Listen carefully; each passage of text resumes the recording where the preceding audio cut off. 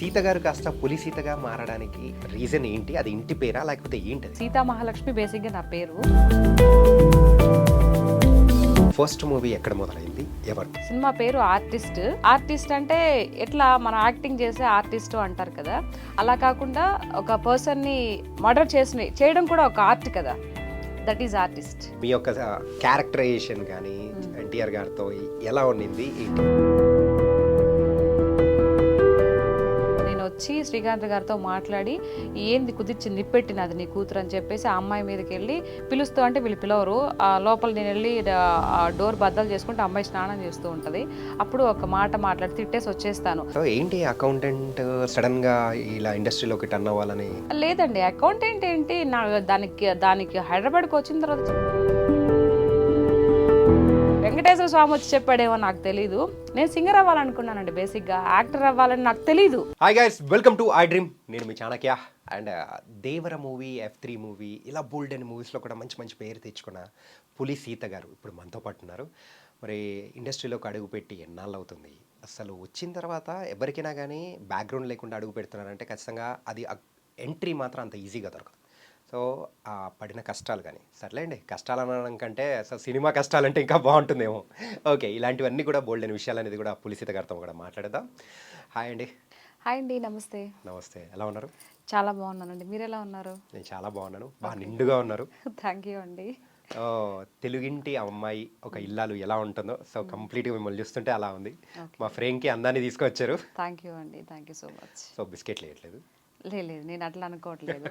ఎందుకంటే ఇప్పుడు ఉండే జనరేషన్లో ఎంత ఫాస్ట్గా ఉంటారో మనకు తెలుసు, చూస్తూనే ఉంటాము. సో మనకి ఎందుకండి, ఆల్రెడీ పెళ్ళై నాకు 3 పిల్లలు ఉన్నారు, చక్కగా భర్త అత్త మామలతో హ్యాపీగా ఉన్నాను. సో అలాంటప్పుడు యా ఏంటంటే చాలా మందిని ఇంటర్వ్యూ చేస్తున్న టైంలో కూడా సో యాక్ట్ చేసిన వాళ్ళు చాలా మంది ఒక ట్రెండీ ఫ్యాషన్ గా కానీ సో ఇప్పుడు ఉన్నట్టు వెస్ట్రన్ కల్చర్లో సో ఇట్లా వచ్చేవాళ్ళు. బట్ ఇలా మేము చూసి మాకు కూడా హ్యాపీ అనిపించింది, ఓ తెలియనింటి. సో అలా సో అంటే ఎవరికి వాళ్ళ ఇది ఉంటుంది కదండి. నాకు ఇలా ఇష్టం అంటే ఏదో ఎక్స్పోజ్ చేయాలి, ఏదో పెద్ద జుట్టు పోసుకొని వచ్చేయాలి, ఏదో ఒక మాదిరిగా ఉండాలి. నేను ఏ స్థాయికి వెళ్ళినా కూడా, ఇంతకన్నా తక్కువ స్థాయికి వెళ్ళినా కూడా నేను ఇలానే ఉంటాను. సో నేను నా యొక్క ఉన్నత ఇదిని నేను కోల్పోను ఇప్పటికి. సో నేను మొదటి నుంచి ఎలా నా వే ఆఫ్ డ్రెస్సెస్ కానీ ఎలా అయితే స్టార్ట్ అయిందో, నేను నా ప్రాణం పోయేంత వరకు ఇదే డ్రెస్లో ఉంటాను, ఇలానే ఉంటాను. ఏ స్థాయికి వెళ్ళినా వెళ్ళని, ఎంత స్టార్డమ్ అయినా రాని. మీ పేరు గురించి అనేటప్పటికీ కొంచెం ఇంట్రెస్టింగ్ గా అనిపించింది. సో సీత గారు కాస్త పులి సీతగా మారడానికి రీజన్ ఏంటి? అది ఇంటి పేరా లేకపోతే ఏంటది? యా, ఇంటి పేరండి. బేసిక్గా ఇన్స్టాగ్రామ్ లో సీతా మహాలక్ష్మి బేసిక్గా నా పేరు.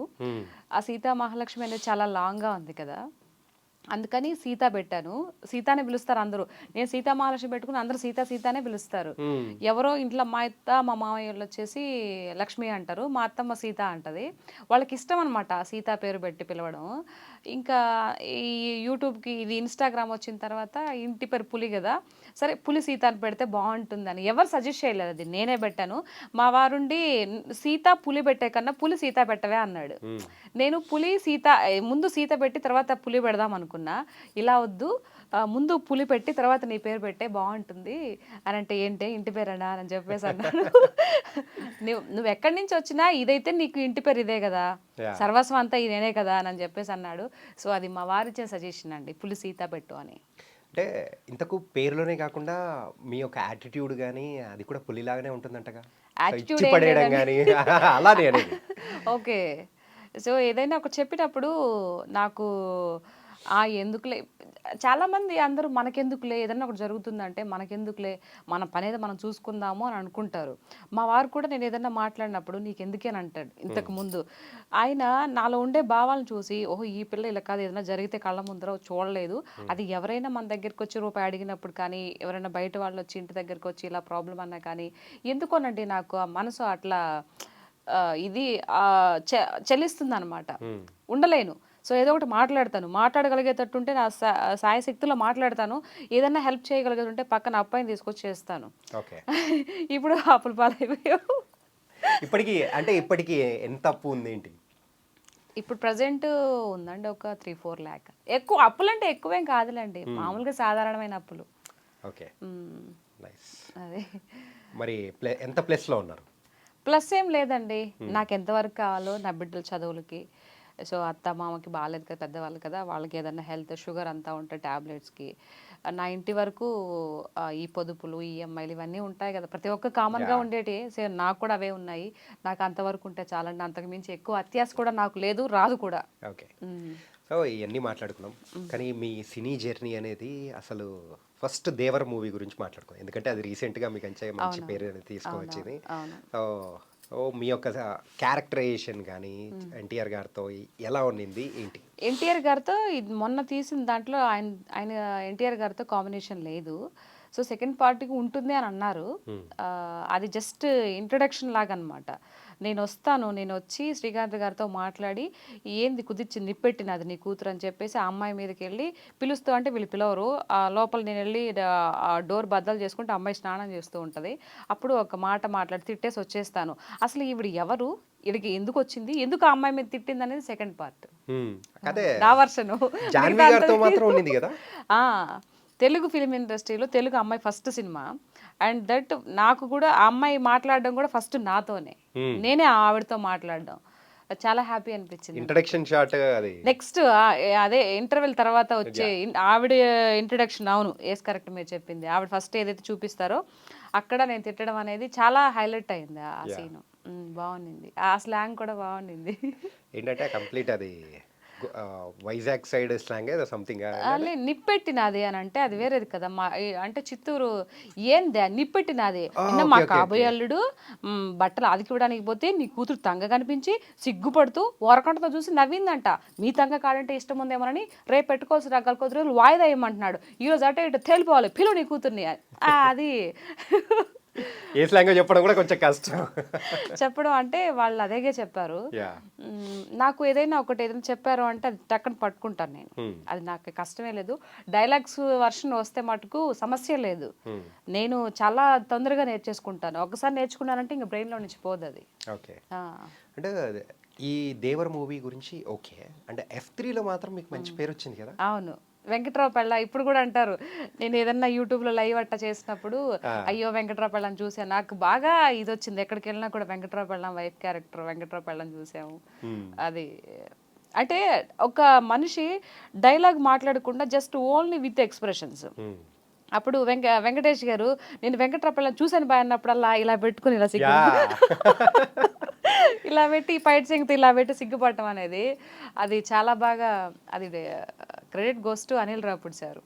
ఆయన ఒక్కొక్క క్యారెక్టర్ని అలా ఇది చేస్తారనమాట. Very good person. అంటే రీసెంట్గా వచ్చిన సంక్రాంతికి వస్తున్నాంలో మీకేం క్యారెక్టర్ ఏమో అంటే నాకు అప్పుడు అందులో ఏం లేదని చెప్పారు. ఆఫీస్కి వెళ్ళాను కానీ ఈ మూవీలో ఏం లేవు, అంతే పెద్ద క్యారెక్టర్స్ లేవు కదా. ఇప్పుడు మనం చూసాం కదా, లేవు అని చెప్పేసి అన్నారు. ఓకే సరే, సో నెక్స్ట్ ఇప్పుడు లేకపోతే నెక్స్ట్ మూవీలో ఇస్తారులే అని చెప్పేసి. Okay, nice. ఇంతకు మీ ఫిల్మోగ్రఫీలో చూసుకుంటే సుమారు ఒక 20+ మూవీస్ చేశారా? 25 అబోవ్ ఉంటుందండి. 25 అబోవ్. నెక్స్ట్ ఆర్టిస్ట్ అనే మూవీ గ్లిమ్స్ కూడా మీరు యూట్యూబ్లో కొడితే వస్తుంది. సో అందులో కూడా నా రోల్ చాలా అద్భుతంగా ఉంటుంది ఆ మూవీలో కూడా. ఆర్టిస్ట్ అనేది అది ఎలా అంటే సినిమా పేరు ఆర్టిస్ట్. ఆర్టిస్ట్ అంటే ఎట్లా మనం యాక్టింగ్ చేసే ఆర్టిస్ట్ అంటారు కదా, అలా కాకుండా ఒక పర్సన్ని మర్డర్ చేయడం కూడా ఒక ఆర్ట్ కదా, దట్ ఈజ్ ఆర్టిస్ట్. కంపనీస్ మీరు ఏమైనా మర్డర్లు చేస్తారా? నేను చేయలేదు. ఆ మూవీలో ఏంటనే సస్పెన్స్ అనమాట, చెప్పకూడదు. ఆ మూవీ చూస్తే అర్థమవుతుంది. సో ఆ మూవీ నెక్స్ట్ ఫెబ్లో రిలీజ్ అనుకుంటున్నారు, ఇంకా ఏ విషయం అని చెప్పలేదు. సో ఆ మూవీ గురించి ఆడిషన్ ప్రీ రిలీజ్ ఈవెంట్ పెట్టినప్పుడు సో అందరం మాట్లాడదాం, అప్పుడు తెలుస్తుంది. అప్పుడు మీడియా వాళ్ళందరూ మీరు ఏంటంటే ఆ చంపడం అనేది కూడా ఒక ఆర్ట్ అని చెప్పేసి కొత్త రకంగా చెప్పబోతున్నారు చూసారా. మరి అంతే కదా ఆర్ట్. Okay, nice. అది చాలా బాగుందండి అసలు మూవీ, చాలా బాగా కూడా వచ్చింది. రిషి గారు డైరెక్టరు అసలు ఎంత అద్భుతంగా తీశారు అని అంటే నిజంగా తన యొక్క ఆ కష్టాన్ని ఆ మూవీ మీద చూపించారు. చాలా బాగుందండి, ఎక్స్ట్రాడినరీ అసలు. నేను ఆ మూవీలో చేశానని చెప్పట్లేదు, చేశాను కాబట్టి ఈ విధంగా చెప్పట్లేదు. మీరు ఒకసారి చూడండి, పెట్టున్నారు అందరు యూట్యూబ్. మీరు ఆ లైన్ చెప్పేటప్పటికే అరే నాకే విచిత్రంగా అనిపించింది. అవును కదా, అరే ఏంటిది, అవును దాన్ని కూడా ఆర్టే అంటారు కదా అని ఒక రకంగా ఒప్పుకోవాలనిపిస్తుంది, కానీ ఒప్పుకోకూడదు. కానీ అది ఏంటి అనేది మీరు ఆ మూవీ చూస్తే అర్థమవుతుంది. ఏంటబ్బా ఇతను ఆర్టిస్ట్ అని మూవీ పెట్టాడు, అన్ని మర్డర్స్ ఉన్నాయి, ఏంటి అసలు ఏంటి కథ అని దాని లోపలికి వెళ్ళినప్పుడు తెలుస్తుంది అద్భుతాలన్నీ. అసలు ఎంత బ్రెయిన్ అండి డైరెక్టర్ గారు. గారికి అయ్యి ఎట్లా రాసాడా ఈ మనిషి అన్నట్టు అనిపించింది నాకు. ఇంత స్పష్టంగా ఇప్పుడు చాలా మంది డైరెక్టర్లు చాలా పెద్ద సినిమాలు తీస్తూ ఉంటారు, కానీ ఇప్పుడు వస్తున్న అప్కమింగ్ డైరెక్టర్లో ఇతను అసలు వేరే లెవెల్ అండి టాలెంట్. అసలు నాకే ఓకే సరే రేపు ప్రజలు చెప్తారు ఏ విషయమైందని, ఎక్కువ చెప్పకూడదు. అద్భుతం. మీరు ఫస్ట్ మూవీ ఎక్కడ మొదలైంది, ఎవరితో? నా ఫస్ట్ పిక్చర్ వచ్చేసి జై జానకి నాయక, మా డైరెక్టర్ బోయపాటి సార్ మాట్లాడారు అనమాట. వెళ్ళాను, వెళ్తే అక్కడ లోపల సార్ ఉన్నారు అని అంటే ఫస్ట్ టైం కదా, ఇదేంటి చిన్న యాక్టర్లు కూడా పెద్ద డైరెక్టర్లు కలుస్తారా అప్పటికే ఆయన స్టార్డమ్ ఇది ఉంది. నా ఫస్ట్ పిచ్ జై జానకి నాయక అది. వెళ్ళంగానే నమస్తే సార్ అంటే నమస్తే అమ్మా ఎక్కడ ఏ ఊరు అని చెప్పేసి అడిగారు. సార్ సోన్ అని చెప్తే కూర్చోమ్మా, యాక్టింగ్ ఇంతకుముందు చేశారా ఏంటి అంటే నాకు ఏమీ తెలియదు సార్, ఇదే ఫస్ట్, ఎవరో చెప్తే ఇట్లా కొత్త వాళ్ళకే ఇస్తున్నారంట అవకాశం అని చెప్తే ఇలా వచ్చాను అంతే సార్ అంటే అచ్చా అవునా, ఇంతకుముందు ఏం చేస్తున్నా అంటే నేను అకౌంటెంట్గా జాబ్ చేస్తున్నాను సార్ అని చెప్పా. చెప్తే అవునమ్మా ఓకే ఏదన్నా డైలాగ్ చెప్తారా అంటే అప్పుడు ఒక డైలాగ్ చెప్పాను, ఏమంటివి అని డైలాగ్ చెప్పాను. అది సారు ఎక్స్ప్రెషన్స్ ఏమీ లేవు, వింటా ఉన్నాడు. అయిపోయిందా అన్నాడు. అయిపోయినాక ఓకే బాగా చెప్పావు అని చెప్పేసి అన్నారు. ఓకే మీ నెంబరు మీ ఫోన్ నెంబర్ అక్కడ ఇచ్చేసి వెళ్తే మీకు కాల్ వస్తుంది చెప్తానమ్మా అన్నాడు. సో నాకు ఫస్ట్ అట్లా అయినా ఒక మంచి మనసుతో నాకు ఒక అవకాశం ఇవ్వడం జరిగింది బోయపాటి గారు. సచ్ ఏ గుడ్ పర్సన్ అండి, వెరీ గుడ్. సో సార్ మిమ్మల్ని జై అని అలా ఇంట్రడక్షన్ ఇచ్చారనమాట మీకు. బాగుంది, పెట్టిన ఒక్క సీన్ అయినా ఒక్క సెకండ్ అలా వచ్చినా కూడా బాగుంది. నా ఫస్ట్ ఎక్స్పీరియన్స్ అనమాట అది. First experience. అమ్మని మర్చిపోలేను, ఆవు పాలను మర్చిపోలేను, అట్లా భయపడే సార్ని కూడా మర్చిపోలేను. అసలు అద్దరగొట్టేశారు అసలు. ఈ ఒక్కడ ఇలా మామూలు రిపీట్లో లూప్లు వేసుకుంటారు. నిజంగా అంతే కదండి, నాకు ఫస్ట్ అవకాశం ఇచ్చింది తను సారు. నాకు యాక్టింగ్ రాకపోయినా ఫస్ట్ టైము ఆయన చెప్పి చేయించుకున్నారు అక్కడ ఆ లొకేషన్లో. అట్లా మనకు అవకాశం ఇవ్వడం అనేది చాలా గొప్ప విషయం. అంటే ఇలా మూవీస్ చేస్తూ ఉన్నారు. సో బిఫోర్ అయితే అకౌంటెంట్. ఓకే. సో ఏంటి అకౌంటెంట్ సడన్గా ఇలా ఇండస్ట్రీలోకి టర్న్ అవ్వాలని?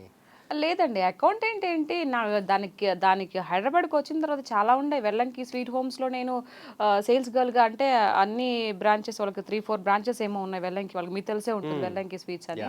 అందులో నేను బ్రాంచ్ మేనేజర్గా అక్కడ మేనేజర్గా పనిచేశాను, తర్వాత సేల్స్ గర్ల్గా పనిచేశాను. అక్కడి నుంచి కొన్ని అనివార్యమైన కారణాల వల్ల వాళ్ళు తీసేస్తే అక్కడి నుంచి అంటే వాళ్ళు అన్నారు అంటే ఏంటి అని అంటే మమ్మల్ని కాదని ఎలా చేయగలుగుతారు, ఎలా బతకగలుగుతారు అంటే నేను తప్పు చేయనప్పుడు ఇప్పుడు తల వంచుకోను, నేను తప్పు చేస్తే తలదించుకుంటా. వాళ్ళు ఎవరైనా సరే నాది మిస్టేక్ అయిపోయిందని క్షమించండి అని చెప్తాను. నేనే తప్పు చేయకుండా పడాలంటే నా వల్ల కాదు. ఓకే అని చెప్పేసి 11:30 అప్పుడు అయితే వెళ్ళిపోండి అమ్మా అని చెప్పేసి అన్నారు. వచ్చాను, వచ్చి మాదాపూర్ కావూర్ హిల్స్ బస్ స్టాండ్లో కూర్చొని కళ్ళ నిండా నీళ్లు. సో చిన్నపిల్లలు అప్పుడు మేము హైదరాబాద్కి వచ్చేసరికి కొంచెం ఊర్లో ఇంట్లో కొన్ని ప్రాబ్లమ్స్ వల్ల హైదరాబాద్ రావడం జరిగింది. వచ్చిన తర్వాత ఇలా వచ్చిన తర్వాత అయ్యో ఫుడ్ పెట్టే జాబ్ పోయిందే ఎలా అని చెప్పేసి అనుకుంటున్న నేపథ్యంలో అక్కడికి ఒక బస్సు వచ్చింది. సో ఇంటికి వెళ్ళడం కోసం కావూర్ బస్ స్టాండ్ లో అక్కడ మాదాపూర్ కావూర్ హిల్స్ అక్కడ ఎక్కిన తర్వాత ఒక అమ్మాయి డ్రెస్ వేసుకొని ఉంది. ఏందబ్బా ఈ అమ్మాయి డ్రెస్ వేసుకుని ఎక్కడ పని చేస్తుంది ఏంటని పోయి అమ్మాయిని అడిగా, ఎక్కడ పని చేస్తున్నావు అని, South India shopping mall sales గల్గా చేస్తున్నాను అక్క అని అంటే, మాకు ఇస్తారా అవకాశం ఉంటుందంటే ఎందుకు రారక్క ఇస్తారని చెప్తే నెక్స్ట్ డే వెళ్తే ఇక్కడ మన గచ్చిబౌలి సౌత్ ఇండియా షాపింగ్ మాల్లో సేల్స్ గర్ల్గా జాయిన్ అయ్యాను. నా శాలరీ 7,500 ఫస్ట్. ఇక్కడ ఉన్నప్పుడు 10,000 ఇచ్చేవాళ్ళు, అక్కడికి 7,000 అయినా కొంచెం తగ్గిపోయింది, అయినా పర్వాలేదు. ఇదంతా ఒక 10 years బ్యాక్, 11 years బ్యాక్ జరిగింది ఇది. ఇప్పుడు నేను వచ్చి 9.5 years అవుతుంది కదా ఇండస్ట్రీకి వచ్చి. సో దానికి ముందు జరిగినాయి అనమాట, 12 years అవుతుంది. ఆ తర్వాత అక్కడి నుంచి సేల్స్ చేస్తా ఉంటే వాళ్ళు అక్కడ రాజుగారు వీళ్ళందరూ ఉన్నారు కదా, south India RS brothers owners ఉంటారు కదా, వాళ్ళు ఈ అమ్మాయి బాగా మాట్లాడుతుంది అసలు ఏం అప్పటి వరకు నేను ఏం చదువుకున్నా ఎవరికి తెలియదు అనమాట. సేల్స్ గర్ల్గా నేను ఎంతవరకు చేయగలుగుతా నేను 5లోనే ఉండిపోయా. అడిగినప్పుడు ఇట్లా సోన్ అని చెప్తే, ఇట్లా ఇంత చదువుకొని ఇక్కడ ఎందుకు అమ్మాయి నువ్వు, నీకు కంప్యూటర్ వచ్చానని చెప్పేసి అంటే వచ్చు సార్ అని చెప్పాను. ఆ తర్వాత ఇంకా అక్కడ వచ్చి నేర్చుకున్న తర్వాత వాళ్ళు టాలీ వచ్చానంటే నేర్చుకుంటాను సార్ అని చెప్పేసి పక్క నేర్చుకొని ఒక పక్క జాబ్ చేస్తూనే సేల్స్ గర్ల్గా చేస్తూనే టైంలోనే టాలీ నేర్చుకొని ఆయనకి సర్టిఫికేట్ ఇచ్చిన తర్వాత నన్ను అకౌంట్ సెక్షన్లో అకౌంటెంట్గా జాయిన్ చేసుకున్నారు. RS brothers retail company private limited ఉంది కదా సనత్ నగర్లో. సో అక్కడ నేను ఎదిరినప్పుడు అక్కడికి వీళ్ళు యాడ్స్ వాళ్ళు వస్తూ ఉంటారు కదా, అక్కడ ఒక డైరెక్టరు చూసి నేను ఉన్నప్పుడు ఈ అమ్మాయి బాగుంది, హోమ్లీ లుక్ ఉంది, మూవీస్లో ట్రై చేయొచ్చు కదా అని అన్నారు. అక్కడ పడింది బీజం. సాక్షాత్తు వెంకటేశ్వర స్వామి వచ్చి చెప్పాడేమో నాకు తెలీదు. నేను సింగర్ అవ్వాలనుకున్నానండి, బేసిక్గా యాక్టర్ అవ్వాలని నాకు తెలీదు. అనుకుంటే ఆయన చెప్తే నాకు తెలీదు సార్ అంటే, అట్లేంటి మేడం ఇప్పుడు పలానా బోయపాటి గారు డైరెక్టరు అందరికి అవకాశాలు ఇస్తున్నారు, కొత్త వాళ్ళకి ఒకసారి వెళ్ళండి అని చెప్పేసి చెప్పారు. అప్పుడు ఆ నెంబర్ ఇస్తే అక్కడి నుంచి అక్కడ కో డైరెక్టర్ రమణ గారు ఉండే, ఆయనకి కాల్ చేయడం జరిగింది. కాల్ చేస్తే అక్కడికి వెళ్ళాను. అది నా జర్నీ. సో ఫస్ట్ మీరు అంటే మన జై జానకి నాయక మూవీకి తీసుకున్న రెమ్యునరేషన్ ఎంత? అప్పుడు 4,000 ఏమోనండి. 4,000 4,000 పర్ డే. ఓకే. ఎన్ని డేస్ చేశారు షూట్? అది మొత్తం 7 డేస్ 8 డేస్ చేసాం. ఓకే. అంటే మీరు చేసే ఆర్టిస్ట్ కంటే మీరు చేసే రీల్స్ బాగా ఫేమస్ అంట కదా? ఏమోనండి, అది మీరు చెప్పాలి. అంటే అదే, సో మీరేమనుకుంటున్నారు అంటే ఫాలోవర్స్ వైజ్ కానీ ఎవ్రీథింగ్? అంటే రీల్స్ చేస్తాను కానీ నాకు డాన్స్ చేయడం రాదు. ఒకవేళ వచ్చినా కూడా నేను డాన్స్ చేయడం నాకు ఇష్టం ఉండదు. నేను ఏదైనా ఒక పాట హావభావాలు నా ఫేస్ ఎక్స్ప్రెషన్లో చూపిస్తా. చేతులు మొహం ఇంతవరకే ఉంటుంది, ఎక్కువ నేను డాన్స్ వేసి చూపించను. అందరు చాలామంది అంటారు ఏంటి డాన్స్ వేయచ్చు కదా, అన్నిటికీ ఒకటే ఎక్స్ప్రెషన్ అంటే, ఒక్కొక్క పాటకి ఒక ఎక్స్ప్రెషన్ ఉంటుంది. కళ్ళతోనే ఎక్స్ప్రెషన్ చేయడం అనేది నాకు ఇష్టం.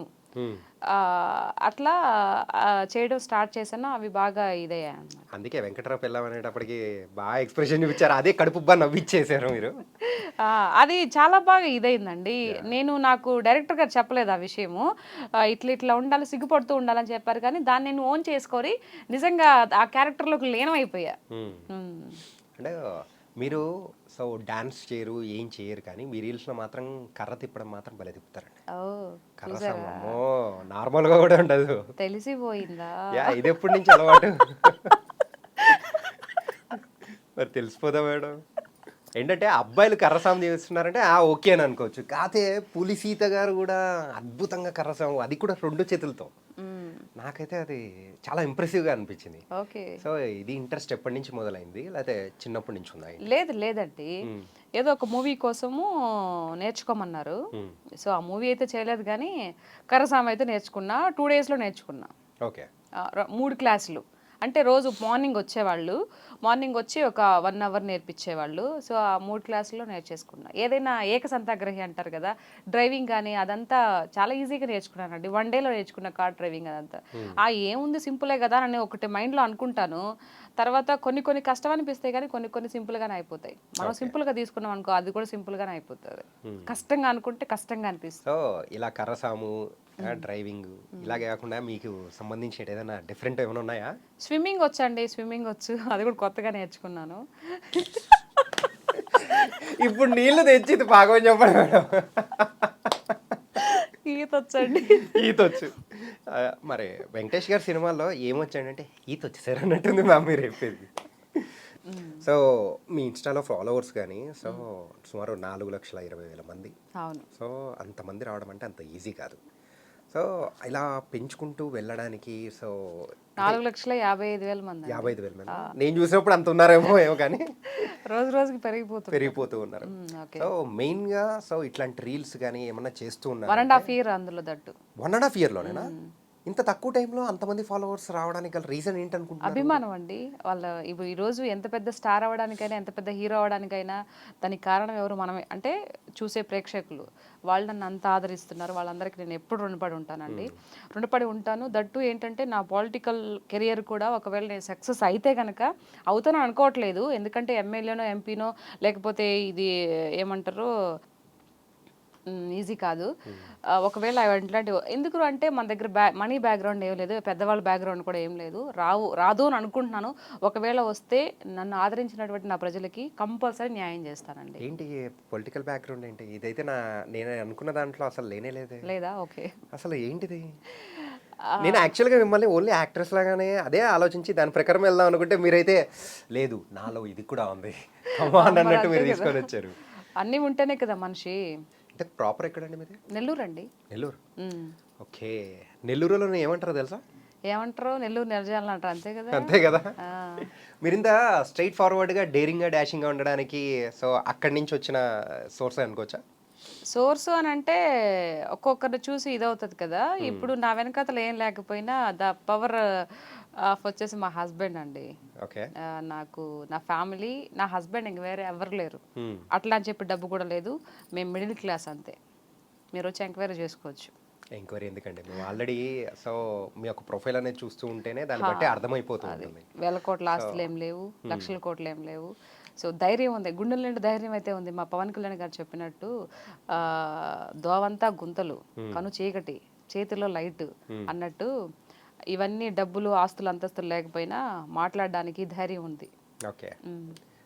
సపోర్ట్ ఇచ్చే నా భర్త ఉన్నాడు, నా ఫ్యామిలీ ఉంది. అంతకు మించి ఏం కావాలి? మీ హస్బెండ్ ఏం చేస్తూ ఉంటారు? ఫార్మర్ అండి, వ్యవసాయం. ఎక్కడండి? నెల్లూరులోనే. నెల్లూరేనా? అక్కడేనా?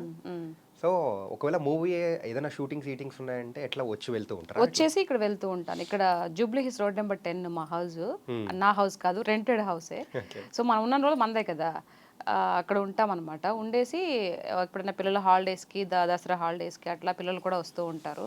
వచ్చి నేను ఇక్కడ షూటింగ్స్ ఉంటే షూటింగ్ చేసుకుంటాను, లేదు ఖాళీగా ఉన్నానంటే వెళ్ళిపోతాను అనమాట. అంతే. ఇంటికి వెళ్ళి ఊరికెళ్ళి మా తోటలో పని చేసుకుంటాను. మల్లి చెట్లలో, మామిడి చెట్లలో పాదులు తీయడం, గడ్డి తీసుకోవడం, అట్లా ఖాళీ ఉండనండి. నా పని నేను చేసుకుంటాను. ఎప్పుడు ఎలా ఉంటుందో తెలియదు కదా. సో ఇది కలర్ ఇండస్ట్రీ అనేది కళల ప్రపంచం. మనకు రావచ్చు, రాకపోవచ్చు. ఈరోజు బాగా వస్తాయి అనుకోవడానికి లేదు, అట్లా అని చెప్పేసి రావు అనుకోవడానికి కూడా లేదు. నాకు టాలెంట్ ఉంది. సో ఏదో కొద్దో గొప్ప కొంచెం బాగానే ఉంటాను, మరీ అంత కాకపోయినా కొంచెం బాగానే ఉంటాను. సో వస్తాయని ఒక ఆకాంక్ష, రాకపోయినా పర్లేదు, 10 బర్రెలు పెట్టుకొని మంచిగా వ్యవసాయం చేసుకుంటాను, ఇబ్బంది ఏమి లేదు. బతకడానికి ఎంత అండి, చిన్న కడుపుకి ఇంత అన్నం సరిపోతుంది కదా. నాకు పెద్ద ఆశలేం, కోరికలేం లేవు. ఓకే.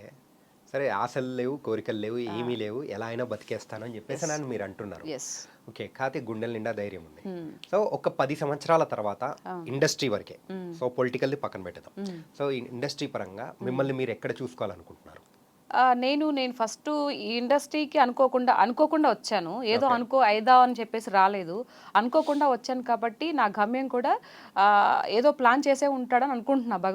భగవంతుడే తీసుకొచ్చాడు, లేకపోతే నాకు ఇష్టమయ్యి నేనేం వెతుక్కుంటూ రాలేదన్నమాట. భగవంతుడు ఒక దారి చూపించాడు, ఆయనే ఏదో పెద్ద ప్లానే చేస్తుంటాడని నేను అనుకుంటున్నా. భగవంతుడు నమ్ముతానండి, నా వెనకతలు ఎప్పుడు వెంకటేశ్వర స్వామి ఉంటాడు. సో ఆయన నమ్ముకుంటా నేను. ఏ టైంకి ఏది జరగాలో అంత దయవిచ్చారు. ఓకే. సో తర్వాత ఏం జరుగుతుందో ఏం అవసరం లేదు, కానీ I'm going with a flow అంటే ఇప్పుడు ప్రజెంట్ ఈ రోజు ఏం జరుగుతుంది, రేపు ఏం జరుగుతుందో ఆలోచిస్తా. లాంగ్ రన్ ఏం జరుగుతుందో ఎవరికి తెలుసు. ఏమో సునామీలు వస్తే మనం అందరం ఎట్టిపోతాము, ఎవరికి తెలుసు. ఎందుకంటే సునామీలు తీసుకొని వస్తారు, ఆల్రెడీ డిసెంబర్ దాటేసాము.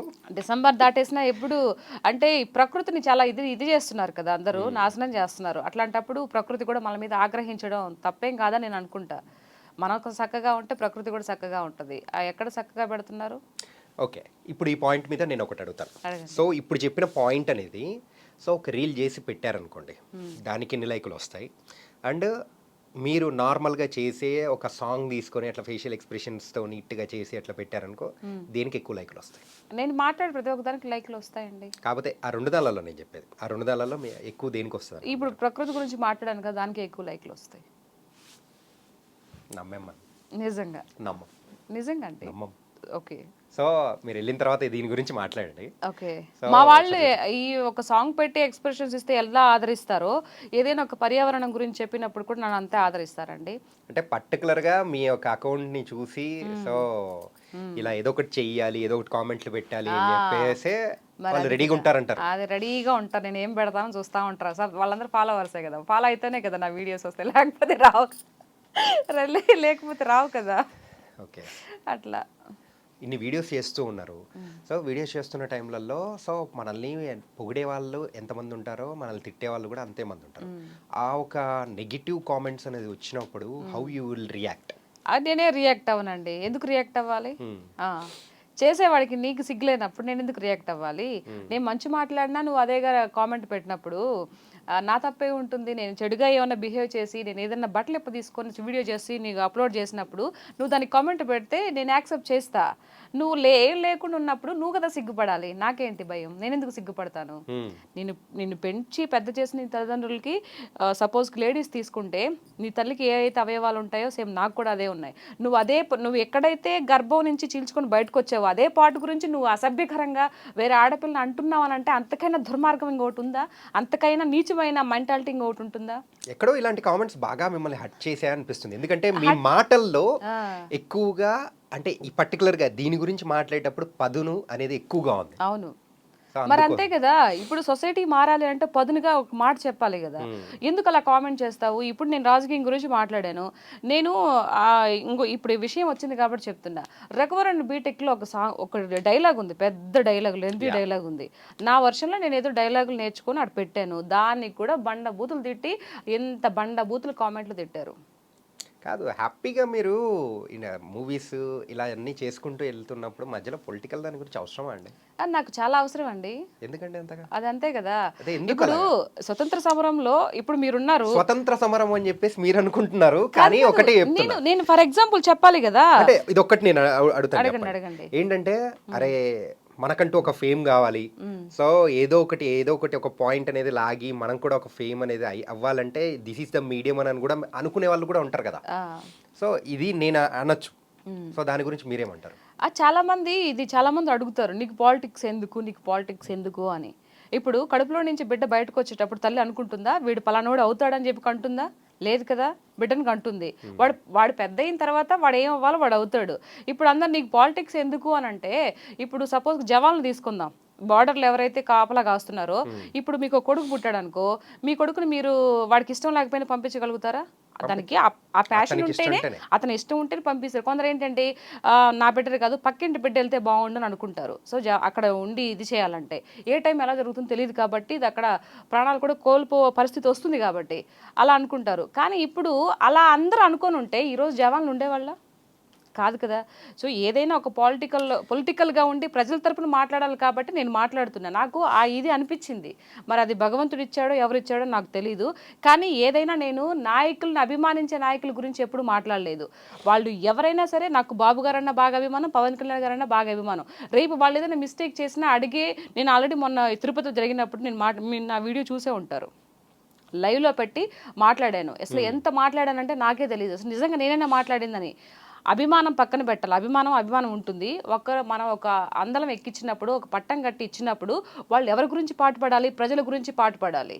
లేదు మా పాటికి మేము ఉంటాము, మేము దేవుణ్ణి చూడాలి అని అంటే సపరేట్గా వీళ్ళకి ఏంటి వెనక ఎతల ఎవరుంటారు?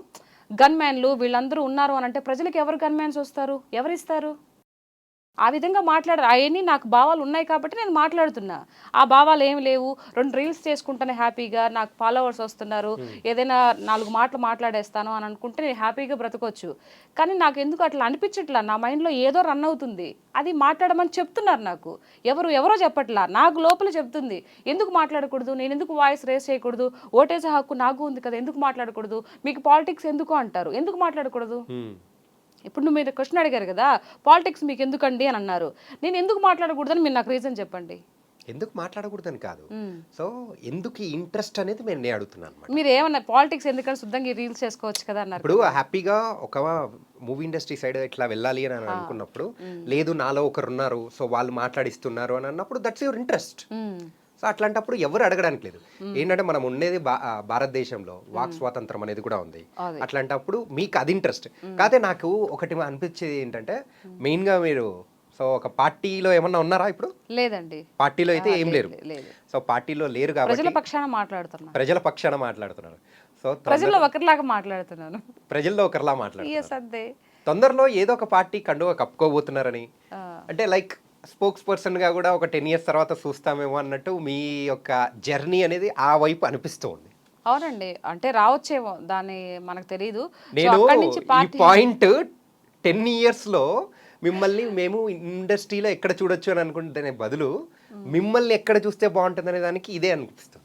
అవునా, ఓకే, మేబీ అది రాతలు రాసి పెట్టుంటే వస్తుందేమో, తెలియదు కదా. మీ యొక్క జర్నీ అలాగే ఉంది కదా. తెలియట్లేదండి నాకు. లేదు లేదు లేదు లేదు మీరు చెప్పాలి సీత గారు. ఏంటంటే మీరు అంటే మీ మాటలు కానీ, సో మీరు చెప్పే సమాధానం కానీ కంప్లీట్గా ఇటువైపే ఉంది. ఓకే. నేను మీతో కూర్చొని ఇంటర్వ్యూకి ఒక పర్సెప్షన్లో వస్తే మీరు నా పర్సెప్షన్ కంప్లీట్ చేంజ్ చేసేసారు. Okay. So is it true or not? అంటే రాజకీయం వైపు అడుగులు వేయాలని ఉందా లేదా? అంటే నేను తెలియకుండానే దీంట్లోకి అడుగు పెట్టాను. ఇప్పుడు తెలిసిన తర్వాత ఏదైతే అదవుతది. ఎనక్కి నేను గివ్ అప్ అవ్వను. తీసుకోను. ఎనక్కి వచ్చే అలవాటు నాకు లేదు. అది ఏదైనా సరే తాడో పేడో అంటారు కదా! చావైనా బ్రతికైనా ఒక అడుగు ఏసాను కాబట్టి ఇంక అలాగే ముందడుగు ఏస్తాను. నా వెనక నాకు ఎవరైనా సపోర్ట్ వచ్చినా పర్వాలేదు, రాకపోయినా పర్వాలేదు. నేను ఎవరినైనా విమర్శిస్తానండి. అది అభిమానించే వాళ్ళు కాదు, అభిమానించని వాళ్ళు కాదు. ఎవరినైనా మాట్లాడతాను. రేపు ఒకవేళ నన్ను మెచ్చి నిస్వార్థంగా నన్ను మెచ్చి ఈ అమ్మాయి బాగా మాట్లాడుతుంది, ఈ అమ్మాయి ఉంటే బాగుంటుంది అని ఎవరైనా నాకు చెయ్యి ఇస్తే గనక నా వాయిస్ని ఇంకా బాగా పెద్దగా వినిపించడానికి ట్రై చేస్తాను. ఓ కానీ ఎవరైనా కానీ మిమ్మల్ని తిట్టేవాళ్ళు, సో వాళ్ళ కామెంట్స్ రూపంలో చేసిన వాళ్ళు మేము అంటే ఆల్రెడీ మన మాటల ద్వారా వచ్చేసింది. అవును. కాకపోతే సో డైరెక్ట్ ఎవరైనా కానీ మీ మీద దాడి కానీ, సో మిమ్మల్ని డైరెక్ట్గా తిట్టడం కానీ ఇలా జరిగిందా? డైరెక్ట్గా ఎవరు తిట్టలేదు. ఒకసారి ఫోన్ కాల్ వచ్చింది. ఒక ఫోన్ కాల్. Phone call. అది వెంకటగిరి, నెల్లూరు దగ్గర వెంకటగిరి ఆ ప్రాంతం నుంచి వచ్చింది. అయితే వాళ్ళు అన్నారు, మీరు పిల్లల గురించి అదే అప్పుడు మర్డర్లు, రేపులు అవి జరుగుతున్నాయని చెప్పేసి ఒకటి టీడీపీ వచ్చినాకనే ఇప్పుడు నీ కూతురు ఎక్కడ చదువుతుందో మాకు తెలుసు, తను కూడా తీసుకెళ్ళి ఏమన్నా చేస్తే నువ్వు చెప్పగలుగుతావా? మీ వాళ్ళు వస్తారా? మీ అన్నయ్య ఏదైతే పవన్ కళ్యాణ్ గారు వస్తారా? మీ బాబు గారు వస్తారా అని చెప్పేసి అడిగారు. నేను దానికి సమాధానం చెప్పాను. ఓహో ఇట్లా వచ్చావా, సరే నా కూతుర్ని ఏదో చేస్తావు అని నువ్వు చెప్తున్నావు కదా, నువ్వు ఆ మాట చెప్పడం వల్ల భయపడిపోయి అయ్యో నేను ఇంక మాట్లాడను అని అంటాను అనుకున్నావేమో, అదంతా ఏం కాదు. నిజంగా నా బిడ్డ తలరాత్రలో జరిగి ఉంటే దాన్ని ఎవరు ఆపలేరు. నేను మాట్లాడినంత మాత్రానే విధిరాతను ఎవరు మార్చలేరుగా. ఇప్పుడు ఎవరి చేతులు ఎవరి ప్రాణం పోతుంది అనేది దైవచ్చ చెప్పలేం కదా అది. సో నిజంగా ఆ విధంగా జరిగి ఉంటే దానికి నేనేం చేస్తాను చెప్పండి. నేను మాట్లాడినా అవుతుంది, మాట్లాడకపోయినా అవుతుంది. ఓకే. సో తొందరలో మిమ్మల్ని అంటే మీకు ఎమ్మెల్యే ఇష్టమా, ఎంపీ ఇష్టమా? నాకు అవి ఏది వస్తుందో తెలియదండి. అంటే రావడం మాత్రం పక్కా పక్కా అని కూడా నేను ఎలా చెప్తానండి. అంటే ఏది వస్తుందో తెలియదు అన్నప్పుడు ఏదో ఒకటి వస్తుందని అనుకోవచ్చు కదా. అంటే ఏదో ఒకటి వస్తుంది అని అంటే మనము ప్రజల పక్షాన మాట్లాడుతున్నప్పుడు ప్రజలకి ఏదో చేయాలని ఒక బలమైన సంకల్పం మనకు ఉన్నప్పుడు అది ఎలా వరుస్తుందో మనం చెప్పలేం కదా. ఎమ్మెల్యేగా వరుస్తుందో, ఎమ్మెల్సీగా వరుస్తుందో, ఎంపీగా వరుస్తుందో మనం చెప్పలేం కదా.